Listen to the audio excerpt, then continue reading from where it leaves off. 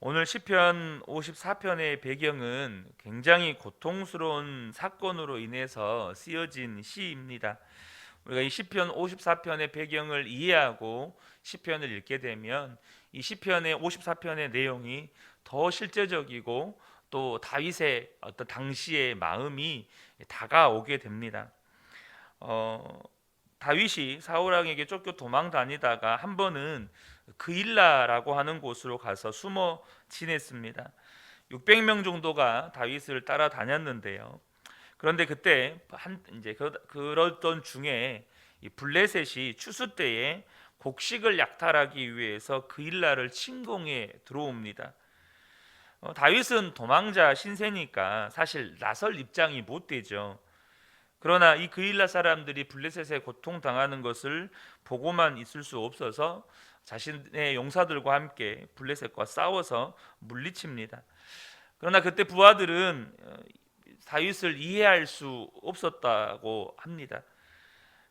우리가 지금 나가서 싸울 처지냐, 싸울 힘이라도 있느냐. 그래도 다윗의 마음에는 이 그일라 사람들의 처지가 자기의 처지라고 생각이 되어졌고, 그렇게 하나님의 마음이 부어지니까 이 블레셋 사람들과 싸워서 이 그일라 사람들을 구원해 냅니다. 그러다 보니까 다윗이 그일라에 있다는 사실이 사울 왕에게 보고가 될 수밖에 없죠.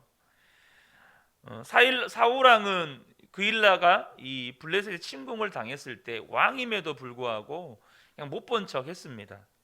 그런데 다윗이 숨어 있다는 소식을 접하자마자 전 지파에게 군사 동원령을 내려서 다윗을 잡으러 갑니다. 그러니까 자기 백성들이 지금 블레셋이 침공이 왔을 때는 가만히 있다가 다윗이 있다는 소식을 들으니까 전 지파를 소집해 가지고 지금 다윗 잡으러 가는 거예요. 그런데 이제 그일라 사람들 입장에서 보면 혼란에 빠진 거죠.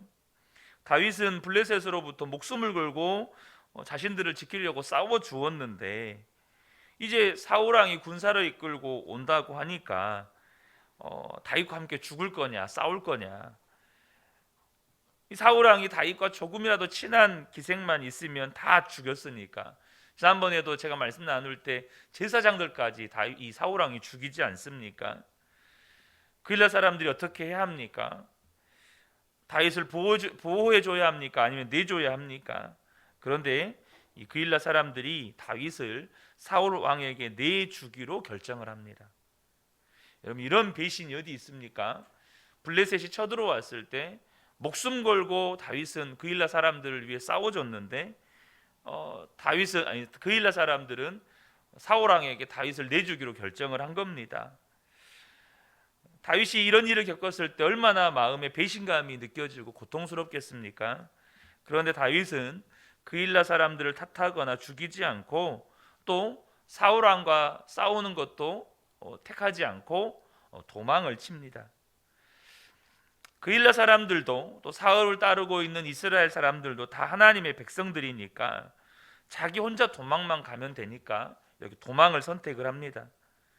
여러분, 사실 다윗이 골리앗과 싸우는 것보다 이 그일라에서 도망친 선택이 더 훌륭한 것이라고 할 수 있습니다. 왜냐하면 골리앗과는 그러니까 외부 이방 민족과 싸우는 거지만 이 이스라엘 백성들 내에서 다윗이 그때 싸우기로 선택했다면 종족 간의 이제 분쟁이 하나님의 백성들 사이에서 이제는 전쟁이 일어나게 되는 것입니다. 그리고 도망간 곳이 십광야입니다. 거기에도 이 십부족이라는 사람들이 있었는데 이들은 다윗과 같은 유다 지파 사람들입니다. 과거에 이 십부족도 블레셋이 침공할 때 다윗이 도와줬던 부족들 중에 한 부족입니다. 당연히 다윗을 지켜주고 보호해줄 것이라고 생각이 들었는데 이 십 사람들이 사울 왕에게 다윗이 여기 숨어 있다고 고자질한 겁니다.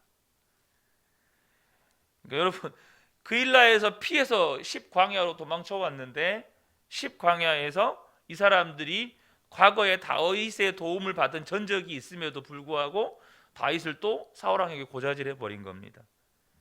이제 다윗이 갈 데가 없어진 겁니다. 다윗이 어디 있는지 알기만 하면 다 사울왕에다 가서 일러 바치니까 옛날에 아무리 다윗이 잘해준 사람들도 다 다윗으로부터 돌아서는 겁니다. 이제 다윗이 막다른 골목에 몰린 상황이 된 겁니다. 도망갈 데도 없고, 여러분 일단은 그 배신감이 얼마나 크겠습니까? 얼마나 그 배신감으로 인해서 마음이 아프겠느냐는 거죠. 이제 사울왕이 또 군사를 이끌고 10광야로 옵니다.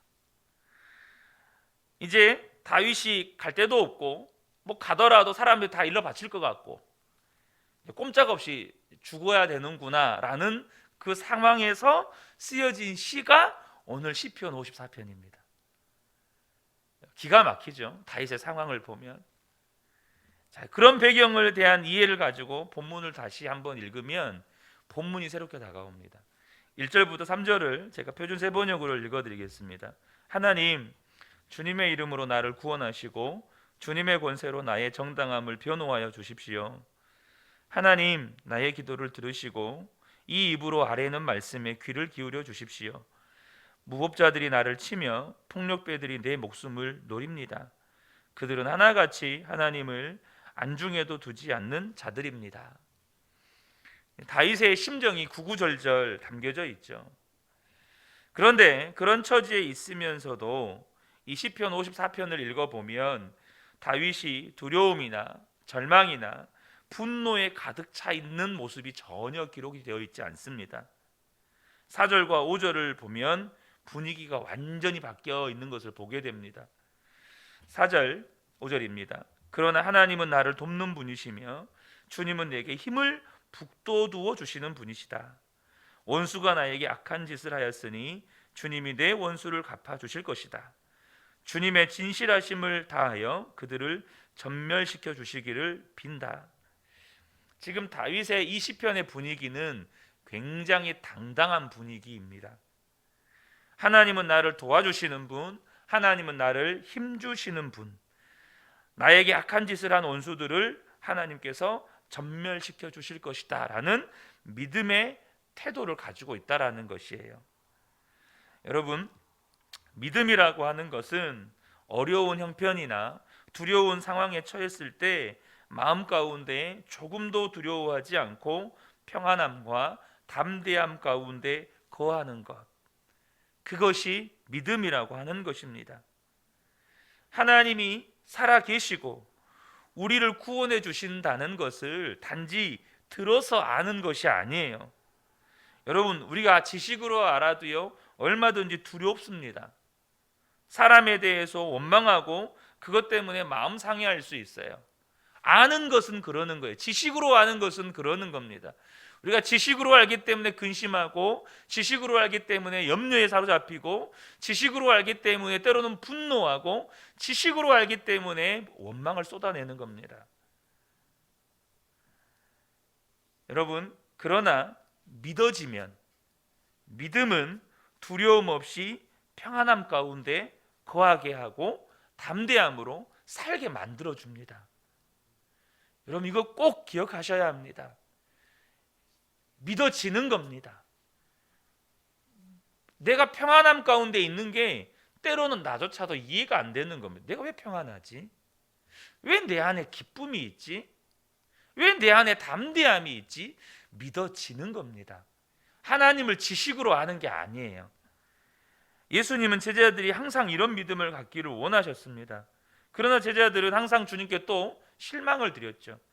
요한복음 14장 27절에 보면 평안을 너희에게 끼치노니 곧 나의 평안을 너희에게 주노라. 내가 너희에게 주는 것은 세상이 주는 것과 같지 아니하니라. 너희는 마음에 근심하지도 말고 두려워하지도 말라. 이제 예수님이 앞으로 닥칠 일들을 말씀해 주셨을 때 제자들 안에 두려움과 근심과 염려가 가득한 거예요.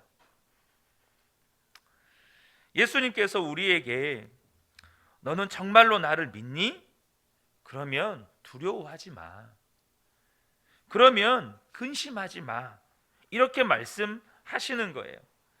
다윗은요, 단지 두려워하지 않는 정도가 아니라 그것을 뛰어넘어서 이제는 즐거워하고 감사를 합니다. 여러분, 이 상황을 잘 기억하셔야 돼요. 지금 사울 왕이 이스라엘 12지파 군사를 이끌고 10광야로 쳐들어오는 상황입니다. 다윗이 도망갈 데가 없어요.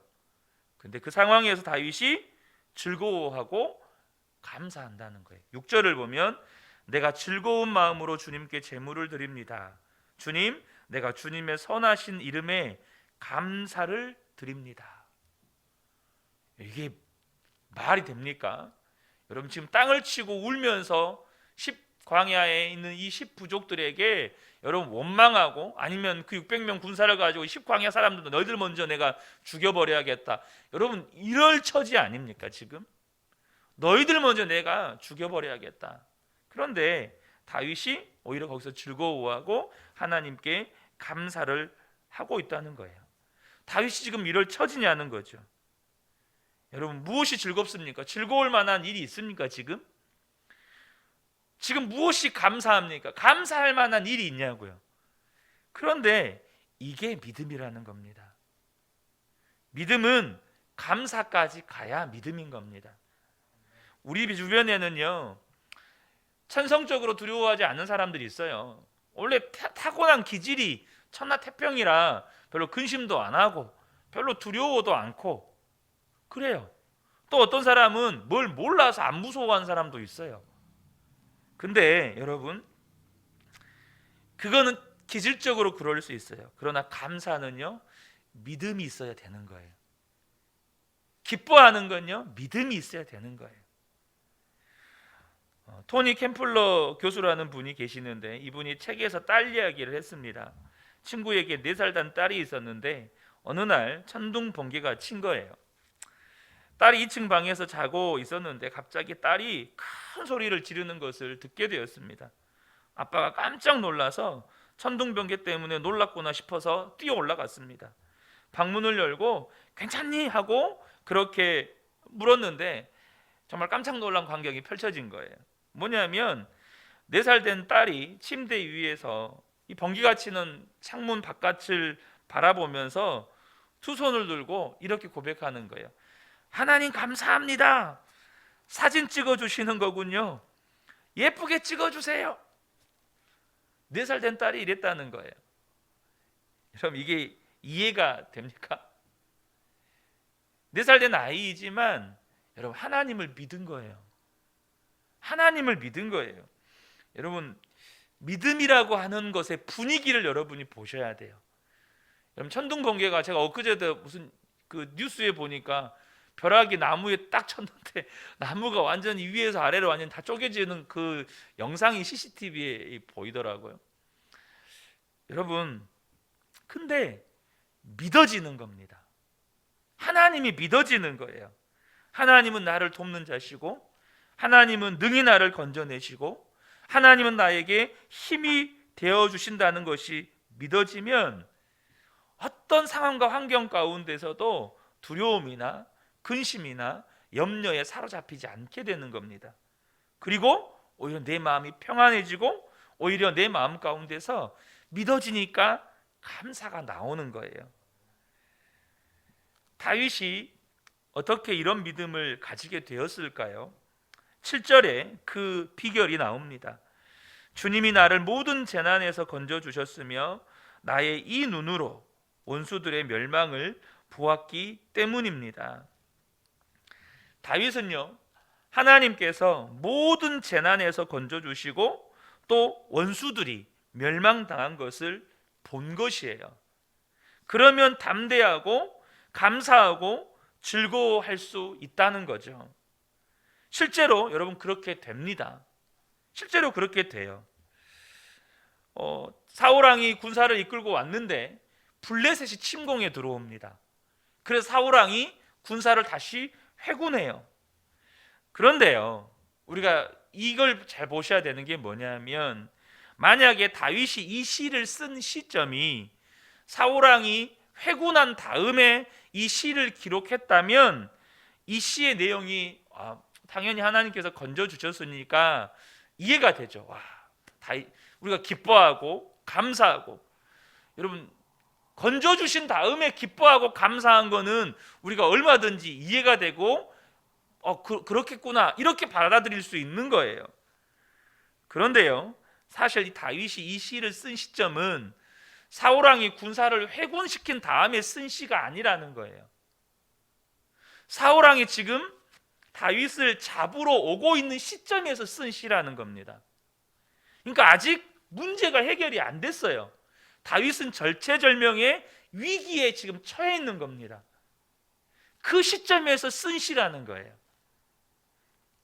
무엇으로 그걸 알 수 있냐면 1절과 3절이에요. 1절과 3절의 이 내용이 뭐냐면 지금 원수들이, 대적들이 다윗을 죽이려고, 다윗을 잡아 죽이려고 지금 쫓아오는 상황을 기록하고 있는 시거든요. 그러니까 다윗은 지금 하나님께서 모든 문제에서 구원해 내신 다음에, 그 다음에 기뻐하고 주님 나를 구원해 내셨으니 감사합니다 이렇게 고백하고 있는 게 아니라는 겁니다. 다윗은요, 시편 54편을 문제 해결 전에 공경에 처해 있는 그 상황에서 하나님 앞에 기뻐하고 감사의 고백을 드린 거예요. 그러니까 이거는 이해될 영역이 아니고, 여러분, 이것은요 하나님의 놀라운 은혜의 역사예요. 다윗이 도대체 어떻게 그런 믿음을 갖게 되었을까요? 7절을 다시 한번 보세요. 7절을 보면 주님이 나를 모든 재난에서 건져주셨으며 라고 말씀합니다. 이번 재난이 아니고요, 이번 재난에서 일어난 모든 재난에서 나를 건져주셨다 이게 아니고요, 다윗의 삶의 이전에서부터 모든 재난에서 건져주셨다는 거예요. 다윗은 인생 가운데 정말 많은 공경에 처했었죠. 그런데 지금까지 하나님께서 다윗을 그렇게 도와주셨던 옛날 일들을 생각해 본 것입니다. 다윗이 어려웠던 적이 한두 번이 아니죠. 근데 그때마다 하나님은 건져주셨고 자기를 죽이려고 했던 원수들을 하나님께서 전멸시켜 주셨어요. 지금도 역시 여기서 이제 끝이구나, 여기서 나는 죽겠구나 이런 상황입니다. 그런데 그 마음에 하나님은 이번에도 나를 건져주시겠구나, 하나님은 이번에도 나를 반드시 구원해 주시겠구나, 이게 믿어지는 거예요. 왜요? 이미 자신의 살아온 삶의 모든 재난 가운데에서 나를 건져주시는 하나님을 경험했기 때문에. 그러니까 아직 나를 건져주신 거 아니에요. 아직 나를 구원해 주신 게 아닙니다. 근데 믿어지는 거예요. 그러니까 기뻐하고, 그러니까 감사가 나오는 거예요. 사랑하는 성도 여러분, 믿어지는 것과 믿으려고 애쓰는 것은 하늘과 땅 차이보다 더 큽니다. 저와 여러분이 믿으려고 애쓰는 것과 믿어지는 건, 이건 차원이 다른 문제예요. 다윗은 어려운 처지에서 주님 믿음 주세요, 제발 믿음 좀 주세요, 이게 아니라 그냥 믿어졌어요. 하나님은 저와 여러분에게 이런 믿음 갖기를 원하시는 것입니다. 다윗은요, 어떤 어려운 처지가 생겨도 자신을 점검해 봤어요. 이 어려움이 얼마나 크냐가 중요한 게 아니고 내가 하나님 앞에 바로 살았나, 만약 문제가 있으면 빨리 회개하는 거예요. 그리고 하나님의 처분에 맡기는 겁니다. 내가 하나님 보시기에 부끄러울 것이 없다면 이젠 두려워할 일이 없는 거예요. 왜냐하면 하나님이 다 아시니까.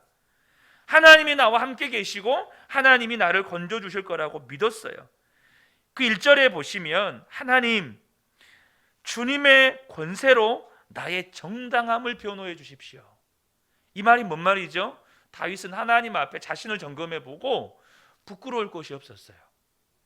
그러니까 이제는 사울왕이 질투에 미쳐서 자기를 죽이려고 쫓아다니고 10사람들과 그일라 사람들까지도 자기를 죽이려고 해도 자기는 겁날 게 없었어요.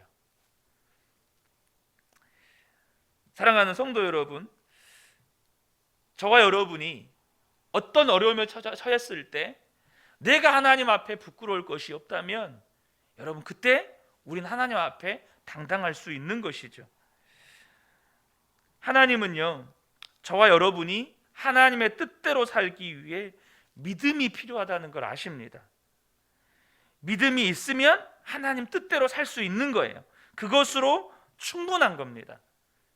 그 다음은 하나님께 맡기는 거예요. 하나님은 우리가 겪는 어려움을 해결해 주시는데 우선적인 관심이 있는 게 아니고 우리에게 믿음이 있는 것에 관심이 있다는 거예요. 사랑하는 성도 여러분, 저와 여러분이요, 오늘 하루를 살아갈 때 믿어지는 은혜가 있기를 축복합니다.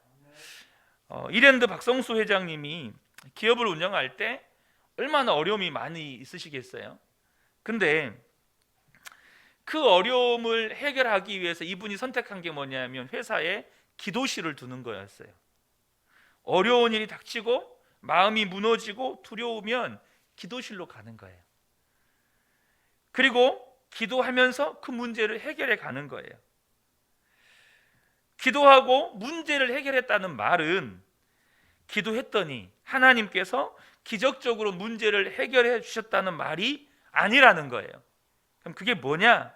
기도를 했더니 그 어려운 처지에서도 하나님의 방법대로 살 믿음을 주시더라는 거예요. 손해를 봐도 힘이 들어도 그래도 하나님의 방법으로 가야지라는 믿음이 생기더라는 거예요. 그리고 그 하나님의 방법으로 끝까지 갈 수 있는 지혜를 주시더라는 것입니다. 하나님께서 우리에게 원하시는 것이 바로 이것입니다. 힘들고 어렵고 손해를 봐도 내가 실패를 경험하게 될지라도 하나님의 방법으로 가는 거예요. 왜 그럴 수 있죠? 하나님이 믿어지니까. 하나님의 궁극적인 승리를 믿으니까. 그런데 이 믿음이 한순간에 생기는 게 아닙니다. 어느 날 갑자기 오는 게 아니에요. 주님이 나를 모든 재난에서 건져주셨으며, 이게 무슨 말이죠? 나의 삶에서 재난이라고 할 만한 그 일들마다 내가 믿음으로 살아보는 거예요. 실패해도 믿음으로 살아보는 거예요. 손해를 봐도 믿음으로 살아보는 거예요. 그 경험이 쌓이고 쌓이고 쌓이면 이제는 내가 죽을 것 같은 위기에 와도 믿어지는 거예요. 기뻐지고 오히려 감사가 터져나오고. 저는 우리 근혜교회 모든 성도님들의 삶에서 일어나는 문제들 앞에서 믿음으로 살아가는 훈련을 계속해 가시기를 축복합니다. 그래서 어느 순간에 이제는 믿어지는 거예요.